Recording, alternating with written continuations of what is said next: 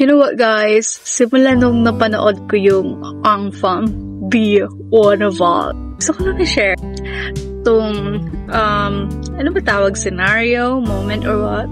Simula nung napanood ko sila, every time may aberya or kapag naiinis ako sa isang tao o isang bagay over something, over a reason, kasi yung mga bagay na nakapagpainis sa akin. Kasi I have anger issues. Sometimes I can't control my anger. Times hindi ko makontrol yung inis ko. Pero simula nung panood ko sila sa vlog ni Alex Gonzaga. By the way, yung vlog ni Alex Gonzaga, ano siya, adventures, like, ipinapakita nila kung ano yung life ng Ang Fam. Alam niyo na, adventure. So, pag adventure, meaning, makakaharap kayo ng maraming obstacles, daming aberya.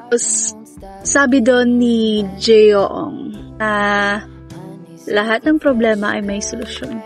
Pag magkaroon ng problema, hanapan mo ng solusyon. I don't know, simula doon, kapag merong aberya or may something hindi ko gusto na nangyayari, or pag may failure na nangyayari, yun lang yung iniisip ko, like, how the Ang Fam lives their life. I don't know, tama ba?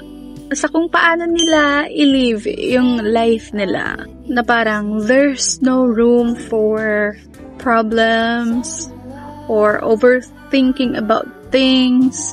Na lahat ng bagay ay may solusyon. So, I guess watching that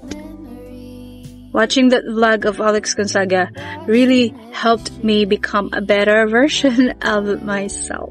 Kung hindi nyo pa napapanood, watch nyo na. And also, simula nun, nag-start na akong mag-watch ng videos ng Ang Fam. Dati, hindi ko sila napapansin. But now, I realized na I'm wrong for not watching them earlier. Kasi, ang ganda ng vlogs nila. No, parang ang gaan lang.